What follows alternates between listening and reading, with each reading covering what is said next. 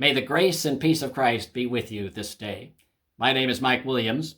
I'm a retired pastor from Georgetown, Delaware, who moved here with my wife, Linda, in January. We have been attending Reid Memorial Presbyterian Church. Of course, much of our worship attendance has been through the internet, through the media, and I have been asked to teach a class on Celtic Christianity.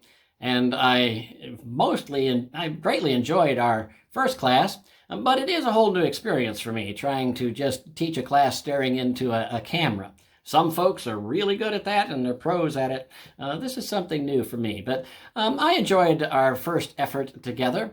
I am, rather than looking into a camera, I'm imagining all of you out there urging me on and giving me some energy, because both teaching and preaching are community events. It's not just the lecturer or the preacher that's involved. Rather, the entire congregation, entire class is a part of the story. So let us begin by redefining a little bit about what Celtic Christianity, what that term means. Now, Celtic Christianity and Celtic spirituality are often used interchangeably. They are different, but they are also intertwined, as we shall see. Celtic spirituality that predated Celtic Christianity certainly gave a flavor to the Christian practice and understanding of the faith in the Celtic world. When we talk about Celtic Christianity specifically, we're generally talking about the practices and faith of the Celtic-speaking people in Ireland, Scotland, Western England, Wales, a little sliver of France, and a sliver of Spain, between the years of the 5th century and the 11th century. That 650-year time frame, which you can kind of bookend by saying, well, it's the time that began when the Romans left Britain. As the Roman Empire began to fall and be challenged by outside groups, Rome called their troops in from all over to help defend Rome. And that was around 410, that the Roman troops left Britain. And that would be the one bookend. And then the other bookend would be 1066, when the Normans came into Britain. So in this 650-ish year span, that is the time frame that we are looking at when we look at the historic origins of Celtic Christianity. But at the same time, we need to say that there are some more modern 1700s, 1800s, 1900s spiritual aspects brought into what we term as Celtic spirituality. And that's fine. So it's a really broad term that we're dealing with. And it's also a difficult term to deal with because, again, you're talking about 650 years. You're talking about a culture far removed from us today. The Celts were like us. The Celtic-speaking peoples were like the English-speaking peoples. Think how varied we are, even though we share a language. Especially when you consider comparing our language to the British English and the Australian English and the English in Belize. So the Celts were just like that. So it's very hard to pin down one particular practice and say this was the Celtic practice. So as long as we understand that, and as long as we also understand that we're dealing with limited sources, there were some original written sources that are very valuable to our study, but for the most part, the Celts didn't leave a lot of writing behind. They did leave a lot of artwork that we can refer to, traditions, stories. Sometimes those stories aren't entirely truthful, or shall we say they become a little more like myths explaining the backgrounds of certain beliefs. But that's okay, as long as we understand that. This is a time period worth studying in terms of developing our own personal faith. And of course, that is the reason that we study Celtic Christianity, because it does guide us, inspire us, challenge us in our faith as we look at the faith practices of others. And so we approach this study humbly. We approach the study knowing that we are far removed from that which we are talking about, and a lot of that which we are talking about we know very little about. But we're also approaching this study with an idea that these Celtic ancestors of ours have much to teach us as we journey on our own road of faith. Last week we talked about how Celts emphasized prayer and their use of the Psalms. This week we'd like to begin with the fact that the Celts understood that life was very fragile and temporary. Life was not permanent, but rather impermanent. It was seductive. It was illusionary. Life as we know it, the physical life in the physical world, could easily distract us from our goal of deepening our relationship with Christ. We know that is true today, but for the Celts, they really focused on that transitory nature, the provisional nature, if you will, of life. The Celts understood that life was not the end game, that life was actually a road, a journey, and a road that involves movement, not settlement. The Celts were always on the move. They were on the move spiritually. They were on the move physically. And the Celts, the leaders of the Celtic monasteries and abbeys, reminded their folks continually of this transitory nature of life. There was a man named Columbanus, who was an Irish missionary who founded a number of monasteries. But he didn't begin these monasteries in Ireland. He founded these monasteries on the continent, mostly in France. Again, we'll talk about this a movement and why he felt called to go to the continent in a few moments. But I just want you to know that he lived around the late 500s. So he's kind of in the center of this period that we're talking about. And he did leave some sermons that really give us a flavor of what the Celtic Christian faith was all about, at least in the monasteries. Now, we do need to remember that as we talk about the Celtic faith and the monasteries and the abbeys, that's where the learned people were. That's where we have the sources that we have. We don't necessarily have those same sources in the villages and the farms and the outlying parts. But the monasteries and abbeys were very central to the villages of that time. And they both reflected what was happening in the villages, and the villages reflected what they learned from the monks in the abbeys. The monks and those in the abbeys were well thought of by the people in the villages and the farms, because again, they were the learned ones, and they often led those in the villages and the farms in their faith journey as well. So Columbanus, this Irish missionary, was a great preacher, and he did preaching as well as founding these monasteries. One of the things that he said about this transitory nature of life is, quote, "Our first duty is to love nothing here, but to love the things above." The first duty of a Christian is to love nothing here, but rather to love the things above.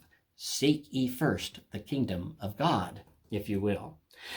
He did leave a sermon that I want to share with you, not the whole sermon, but a part of it, about this transitory nature of life. In this, he is addressing human life. He's personifying it a bit.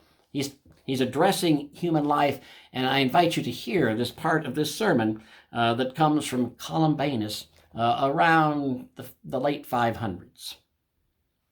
Human life, fragile and marked for death, how many have you deceived, beguiled, and blinded?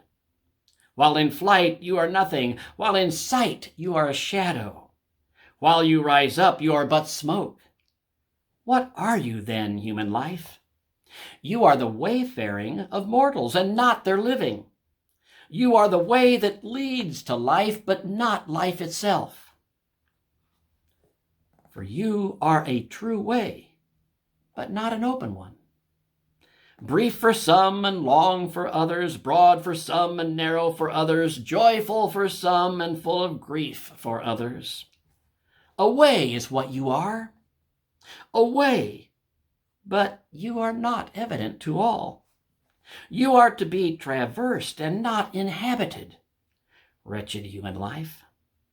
A road is to be walked upon and not lived in, so that they who walk upon it may dwell finally in the land that is to be their home. The sermon of Columbanus in the late 500s, it almost echoes that wandering in the wilderness of the Israeli tribes in the time of Moses, after the Exodus and before the crossing over into the promised land. It was a journey. It was a journey that spanned generations, and that was very much in the Celtic mind, that this life here was even illusionary at times because it could distract us from the end goal, which was a deepening relationship with God. And we know that that's true today. It's easy to be distracted from that which we know is important. Even as we are distracted from it, we realize we are separating ourselves from God, and it's sometimes hard to get back on that road, and that's why we need regular worship together. That's why we need the help of each other to stay on that road sometimes. And I think the Celts had the right idea when they spoke about this journey, because they understood that they were all on this journey, that they were all inhabitants of the road, not living in the road, but rather traversing the road together. The monks were in community, transversing this road together, but they also understood the community around them was on the road as well, and those in the villages and farms understood that they too were on this road. And I think that really gives a community sense that perhaps we miss a little bit in our culture today. You know, as we look at all the difficulties in our land and across the world, all the relationship difficulties between cultures and parts of cultures, we keep reminding ourselves that we're all brothers and sisters. We're all children of God, and that's great, and that's absolutely correct. But I think maybe it might be helpful if we would remind ourselves that we are all travelers together, that we are all walking this road together, and that we need to help each other along the road, to listen to each other's tales as we're walking along the road. You know, storytelling, sharing, those are the things that happen when you're walking a road with somebody. And so I think if we approach some of our difficulties by reminding ourselves that these people that we don't fully understand, or those folks that we don't agree with, or those groups of people that would drive us crazy, if we would just stop for a minute and remember, we're walking the same road together. We may have different terminology for that road, but it is the same road. And that's what the Celts firmly believed, that it was all about the journey, not just living in a specific place, but being on a journey, either spiritually or physically or both, but being on a journey to that place that we were called to be, a deeper relationship with God. The provisional, if you will, understanding of human life led Celts to see that everything about life was provisional and temporary. The things that they built were provisional and temporary. The places that they met for worship were made out of wood. The high crosses that we remember in Ireland that are built out of stone were not originally built out of stone. They were built out of wood, and they have long since disintegrated, and the Celts understood that. Stone crosses weren't built till near the end of this period. Everything was understood to be transitory, not permanent, until we got to that permanent, deep relationship with Christ that we are all called to. You might remember the big cathedrals built in England and Ireland and Scotland during this time, but those were built at the end of this period.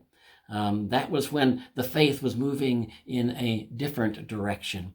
But during the time that we're talking, this early Christian Celtic faith, everything was understood to be very temporary, very transitory. The things that they owned were temporary and transitory. Monks owned very little. Those in the abbey owned very little. Those on the farms and in the villages really owned very little as well.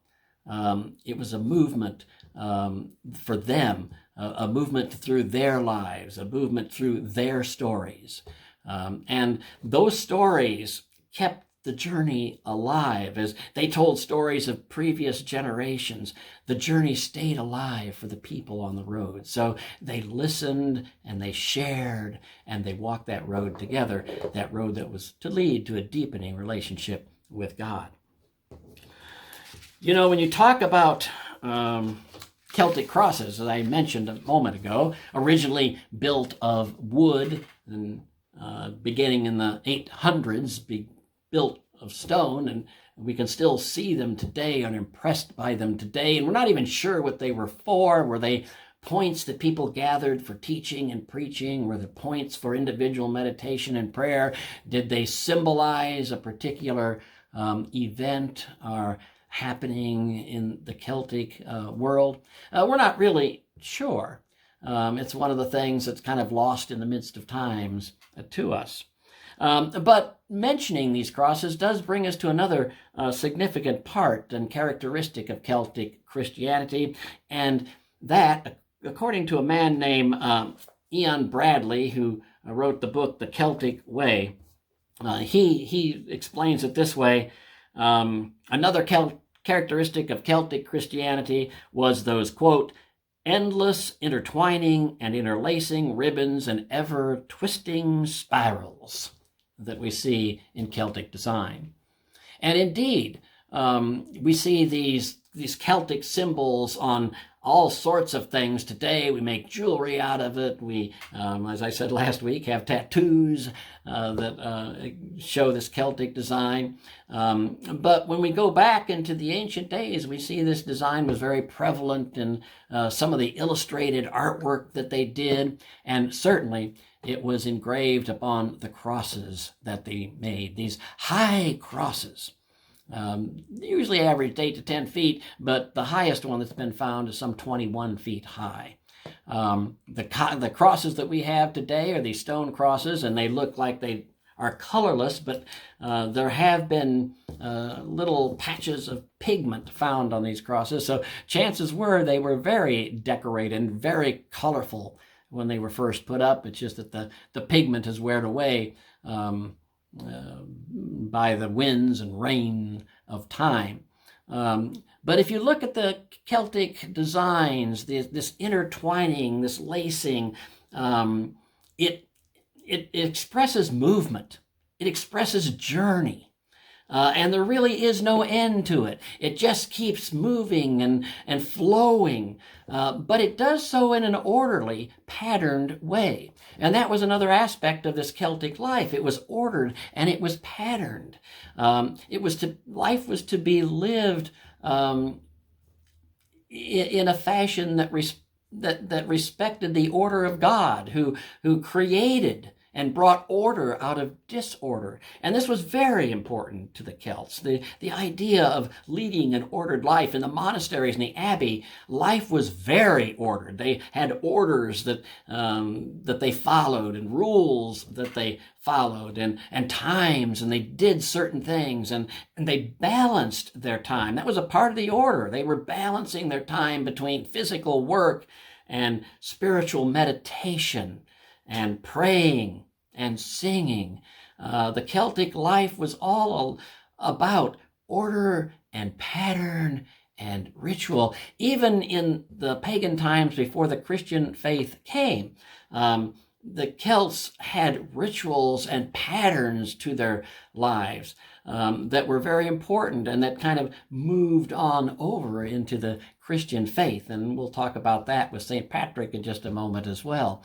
But part of the transitory part of life was also that transitory movement and journey was ordered and patterned. It wasn't chaotic. There weren't people running all over the place. But this journey to God that the Celts were on together was a journey that had a pattern, a repetition to it that allowed them to mark time and to mark their progress. And we do that today. We follow the church calendar. Many congregations do. Some don't, but many congregations follow the church calendar in order to mark time, to give order to our faith life, to continually bring us back to certain aspects, to have that movement forward by continually celebrating certain times and rituals in our church life. That order is very important. And we in the church as Christians seek to remember that it's this spiritual life that really should be ordering our life, not the holidays and the white sails that we often find ordering our life. Rather, the Celts challenge us to pull back from that which is illusionary in life and to focus on that which carries us towards the permanence that we are journeying toward. And that order will help us get there. It was about movement, but it was about balanced movement. And that's important today in our spiritual life too. Certainly ministers today are admonished and held accountable to balance their life between their work and their family and their spiritual growth, because it's very easy to get lost. But again, that's the beauty of community. That's the importance of why we gather for worship, is that it helps us remind each other that we're moving this way. And if we should slip off the road, there's another there to help us get back upon it. The gift of community was very important to the Celts. Community is important to us as well, but sometimes our communities are narrower than they were for the Celts. The Celts saw the world as a community, all creation as part of the community. Those in the monasteries understood that those on the farms and in the villages were a part of the very same journey and community they were on. Even their enemies, they would pray for their enemies because they understood that their enemies were actually part of the community as well.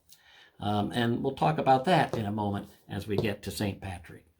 So we have this reflected divine order of life that was very important to the Celtic people, and it's reflected in their artwork. And as you look at the Celtic symbols, the Celts challenge us, don't just look at our art, but look at what that art is telling us. It's telling us that life is about movement, continual movement, but ordered movement, not chaotic movement. The Celtic saint lived life both publicly and privately, and that was patterned after Jesus's life. Jesus would preach for the crowds, but then he would go off by himself somewhere. There's a balance to the pattern. There's a balance to the movement that is greatly important. And how does the Celt keep this balance? How does the Celt keep his or her vision on this movement that they are on, this journey that they are on? One way is through their poetry, through their writings, as well as through their art, through those things that could remind them spiritually of who they are and where they were going, and that they were on a journey. One of the great prose pieces that we have turned into a hymn through the eons is "Be Thou My Vision." "Be Thou My Vision" dates from the 8th century. We don't know exactly who wrote it, but it dates possibly a little early, but generally it's thought of as dating from the 8th century. It was, of course, written in Old Irish originally, but it was translated by a woman named Mary Byrne into literal English prose in 1905. And I'd like to read that to you.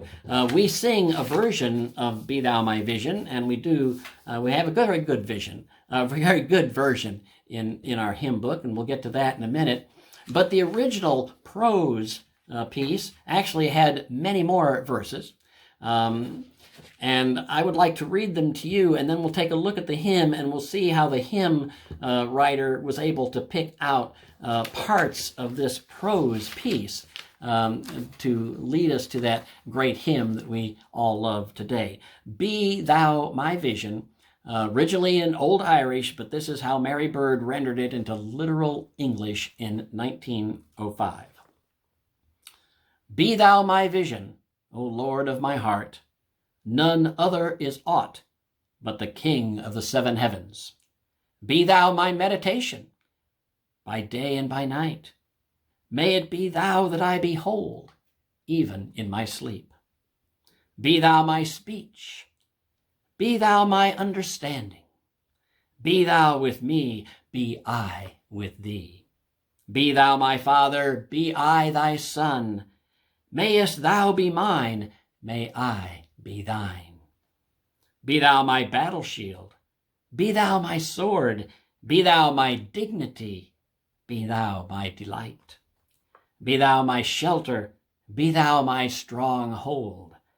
Mayest Thou raise me up to the company of Thine angels. Be Thou my every good to my body and soul. Be Thou my kingdom in heaven and on earth. Be Thou solely chief love of my heart.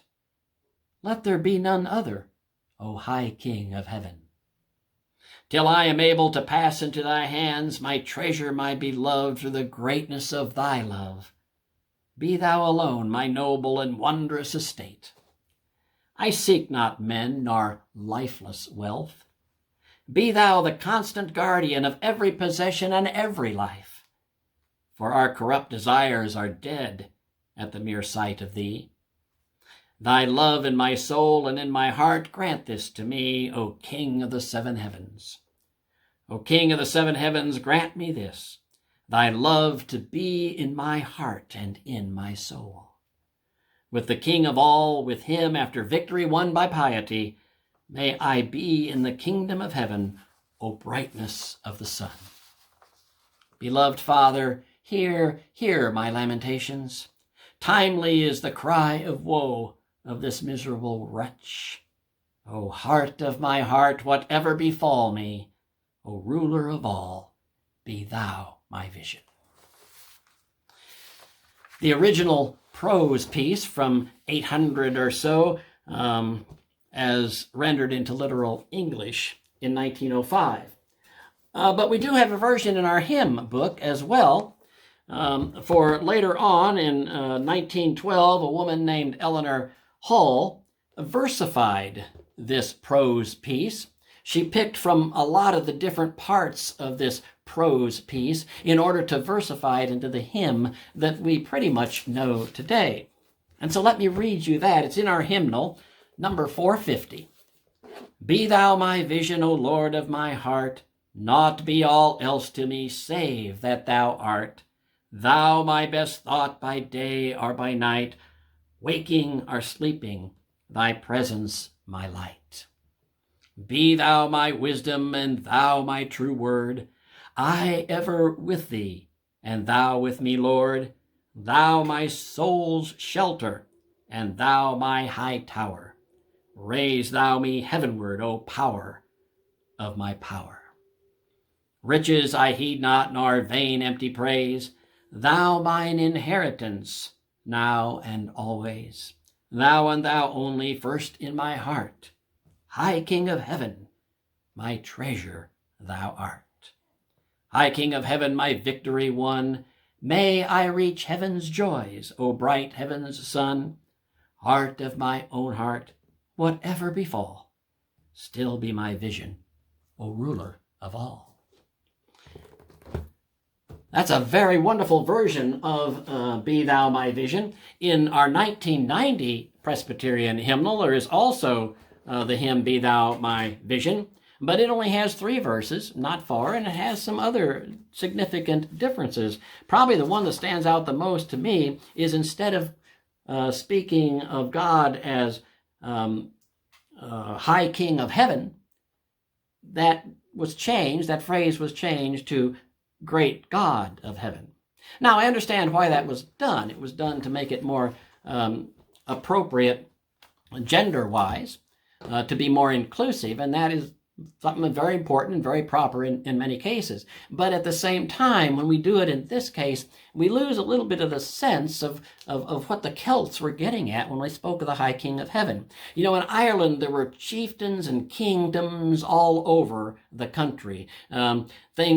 Tribes were grouped really by where they could set up a community where there was water nearby and game nearby, and you really couldn't support a huge city in those times and those places. So you had these small encampments all over the country, these tribes, these gatherings, these communities, and each tribe had a chief and usually had a king. And so you had there were the kings of Ireland. There were many kings in Ireland, but there was one king, the High King, that was the king over all the kings. The High King was the one that kept the other kings in line. He was the one that the other kings ultimately looked toward. It was a very important concept for the Celts, and it was a comforting concept for the Celts, because if their king got out of line, they could always appeal to the High King. And the High King's word was law. There weren't any courts or any legislature that had to go through what the High King said, how the High King decided something. That was the law. And the High King got that position both through tradition, through family connections, through being able to simply energize the people. It was sometimes just the way they spoke that made them the High King of Heaven. And they would, of course, have the highest place, the highest hill where their encampment was. High Tower. The hymn in our current hymnal speaks of the High Tower of Heaven. And the high towers were all over Ireland. They were places of protection, places people could come to, places where they could gather, places where they could hear important news, places where they could come and unify in times of danger. The high tower, as the people, the Celts and the farms and the villages looked to the high towers, they felt a sense of comfort and safety. And so these high towers were all over, and often kings and monasteries and even some schools had high towers. But there was, of course, the highest tower that was the Tower of the King. So again, when you speak of the High Tower of Heaven or the High King of Heaven, it was a reminder to the Celts that whatever authority on earth they looked toward, that there was an ultimate authority above that their journey was not to necessarily win the High King's favor, but was rather to win the relationship that they desired with the High King of Heaven. So it's a beautiful hymn. It's been rendered in very different ways in other hymnals. I must say, I think the hymnal that we're using in the church today does a very good job of rendering the versification and the sense of what the Celtic prose from the 8th century was getting at. Now, along when you have a hymn, you can't have a hymn without music, right? And there is music to this hymn. You're all very familiar with it. Be thou my vision, O Lord of my heart. Now, in the hymn book, you'll notice all of the tunes have names, or at least most of the tunes have names. Some of times it just says traditional African American or traditional Irish tune. Well, there is a name to the tune of Be Thou My Vision, and the name of the tune is Slane, S-L-A-N-E, and that is a part of the story too. A man named Patrick, who later became known as Saint Patrick, grew up in Western England. He was the son of a very important lay person in the church, and he was the grandson of a priest in the Roman church. So Patrick grew up knowing the faith. He was taught the faith. That didn't mean he really bought into the faith. And in his own words, he says he's kind of pretty much ignored the faith. It was there. It was taught to him fine. He went to church with the parents, but it didn't really affect his life. He just pretty much ignored it. And that's something to remember as we deal with our children. Sometimes it's important just to realize we need to teach them the faith so that they know it. So if the time comes that they need to reach out to it in order to reach out to God, they'll have that background. And fortunately for Patrick, he was taught the faith and had that background. Now, when he was about 16 years old, evidently he was near the beach. It might have been in the evening. It might have been even just outside the village. But a raiding party of Irish warriors came up, and they kidnapped him. They had been doing this regularly up and down the Irish coast. They kidnapped him and took him back to Ireland, and he was made a slave when he was 16 years old. Imagine, he was torn away from his family, from the life he knew, which was fairly comfortable, and he was sent to a strange land as a slave to people whose language he could not understand. Now, he was assigned to be a shepherd. He was sent up to the very far north of Ireland to watch the sheep. And interestingly enough, if you go that far up north in Ireland today, what will you see? Sheep and maybe some cattle. It's still very much as it was all those years ago. But Patrick became a shepherd, not just a shepherd, but a slave who was told to be a shepherd. What did he do? Well, he reached back to his faith in order to reach out to God. Many of us do that when we find ourselves in a difficult situation, in things that we are thrust into. What do? We start praying all of a sudden. We reach out to God in ways that we might not have done before. There's that old saying, in war, there are no atheists in foxholes. And Patrick was no different, but fortunately he had this background, and so he reached out to God. And later on, Patrick would write that this is where he began praying. He prayed 100 times during the daylight, 100 times during the darkness, and all times in between. He prayed and he thought and he listened, and he began to deepen his relationship with God. And he was a slave in this northern province of Ireland for some 6 years.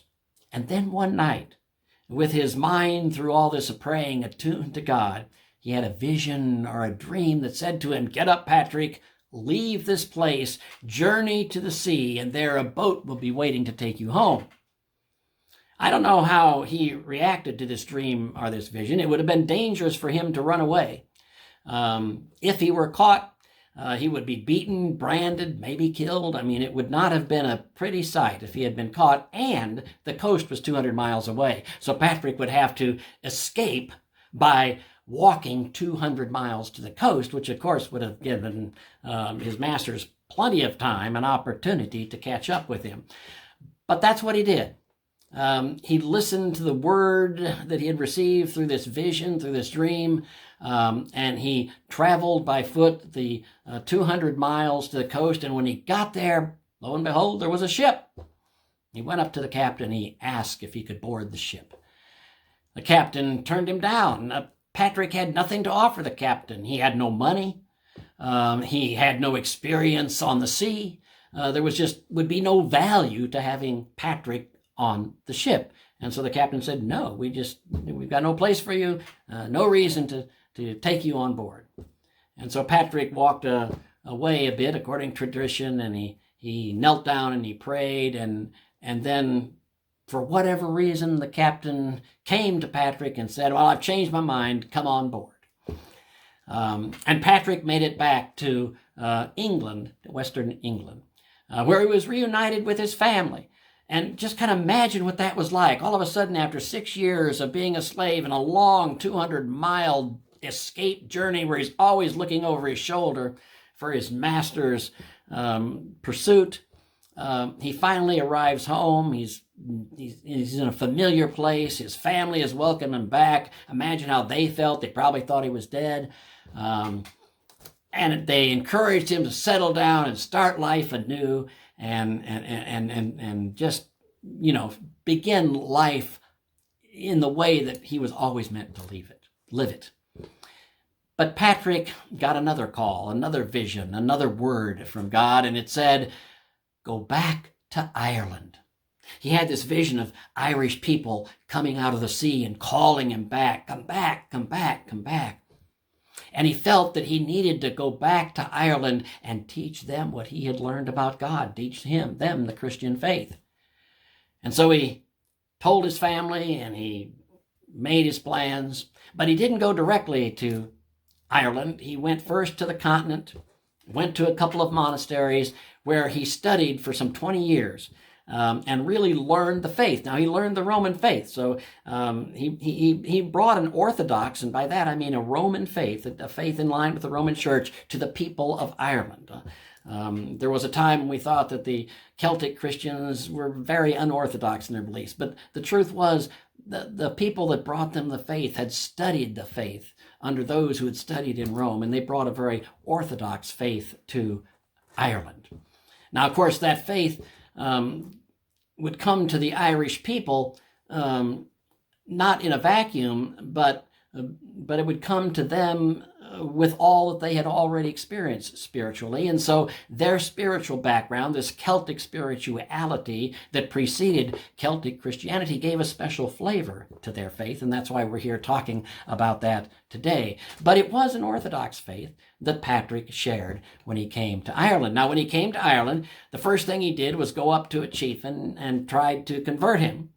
The chieftain, I don't know if he was converted or not, but he was impressed enough with Patrick that when Patrick said, I need a place to speak to people, I need a place to have church, and to do the sacraments, the chieftain said, look, I've got an empty barn here. It's yours. So Patrick's first church in Ireland was a barn. Talk about the providence of God, talk about the impermanence of this life. He didn't have a great stone cathedral. He started in a wooden, unused, empty barn, which probably was already starting to fall down.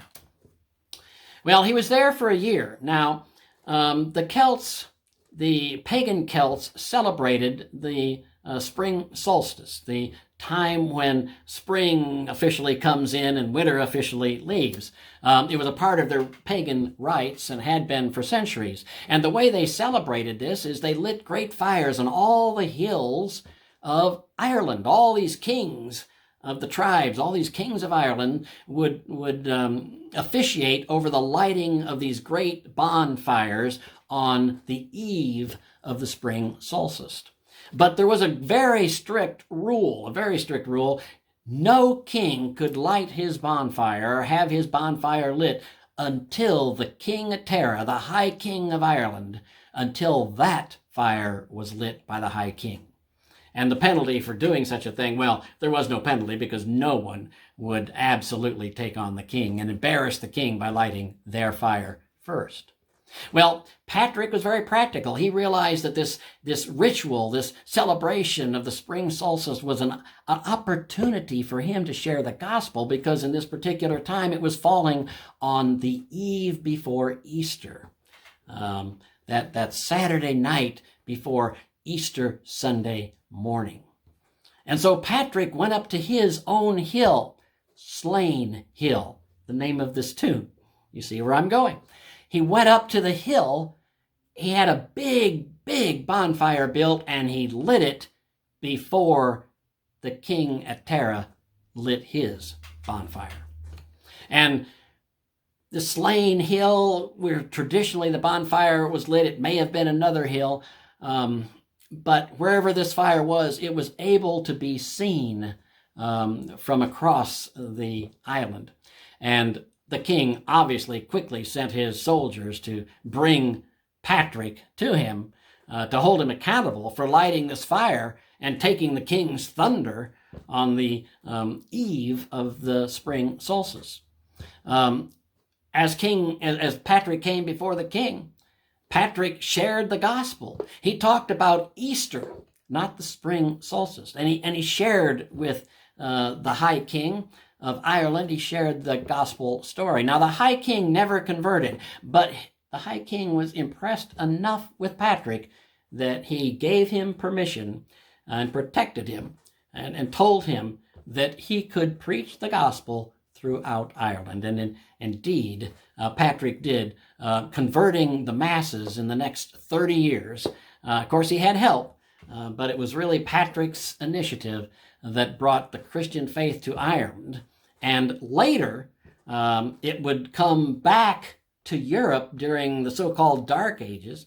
Columbanus, whose sermon we read earlier, became a missionary 100 years after Patrick and took the gospel from Ireland over back to the continent. Journey, all about journeying. The name of that hill, traditionally, is Slane Hill, and that became the name of the Irish tune that is attached to Be Thou My Vision. So there's a story there both in the text and the tune. And in fact, throughout our hymn book, you'll see that most tunes are named, and there's actually some interesting stories behind them that are worth learning about. So Patrick brought Christianity in a very powerful way to Ireland. He brought it in a very visible way. And that brings us to one final thing I want to talk about this morning, is that the patterns and the artwork that we are so familiar with and that we identify with the Celtic people. And if you think about these high crosses that were built originally in wood because they were temporary, but later in the 800s they were starting to be built with stone. If you look on those high crosses, you see this Celtic interweaving. One author that I read described it as those endless intertwining and interlacing ribbons and ever-twisting spirals. You know what I'm talking about when we talk about this Celtic artwork. It was all over. It was on jewelry. It was on the high crosses. It became a symbol of their faith. It probably predated the faith. It probably comes from pagan Celtic times. But again, that pagan Celtic spirituality flavored what became the Celtic Christian spirituality.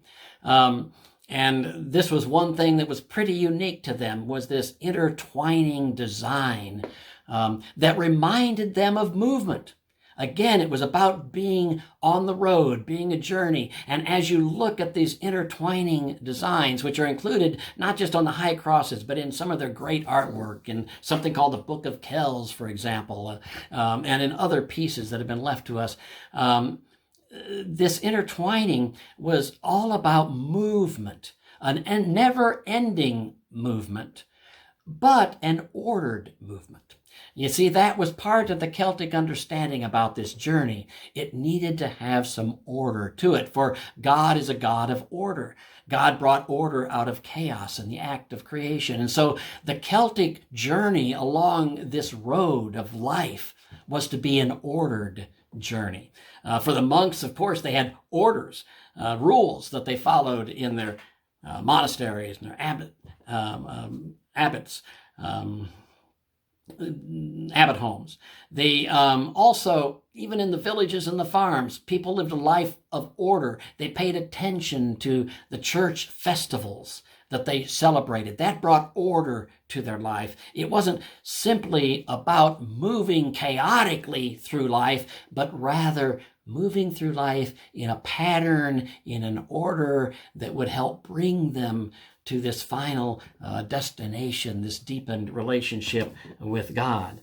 This was reflected in the way they lived life, in the balance that they lived life. Let me read one more thing from a monastery to you. This dates from one of the monasteries of the 500s in Ireland, and this was the rule of life. This was what was taught to those who would become monks and would live within the monastery. And they were admonished to live a life that saw, quote, faith with action, desire with consistency, calmness with devotion, chastity with humility, fasting with moderation, poverty with generosity, silence with discussion, distribution with equality, endurance without grievance, abstinence without exposure, zeal without severity, gentleness with justice, confidence without neglect, fear without despair, poverty without pride, confession without excuse, teaching with practice, progress without slipping, lowliness towards the haughty, smoothness towards the rough, work without grumbling, simpleness with wisdom, humility without partiality. That comes from being quoted from a book by Ian Bradley, called Following the Celtic Way. And it is available. It's a current book, came out in April of 2020. If you're interested in learning a little bit more, you might want to pick up that book, Following the Celtic Way by Ian Bradley. Well, that's all we really got time for in this lesson. Perhaps I even went over a little bit. I do want to remind you, I set up a special email if you have any questions or comments about Celtic Christianity, or maybe challenges to what I said. I got a couple of emails through it last week and enjoyed hearing from those folks. The email is Celtic Way Questions, one word, Celtic Way Questions @gmail.com. Celtic Way Questions @gmail.com. Next week, we're going to take a look a little bit at a couple of lives of a couple of additional saints, and we're going to mostly spend our time on talking about how the Celts saw the attributes of God, what they lifted up as their relationship with God. As we leave today, I would like to leave you with a prayer from an ancient Celtic book. I'm changing the I's to we's as I read this. Otherwise, it's an original prayer, although it has been transcribed from the Old Irish into literal English. So let us pray. God to enfold us, God to surround us, God in our speaking, God in our thinking, God in our sleeping, God in our waking, God in our watching, God in our hoping, God in our lives, God on our lips, God in our souls, God in our hearts, God in our sufficing, God in our slumbers, God in our ever-living souls, God in our eternity. Go in peace. Amen.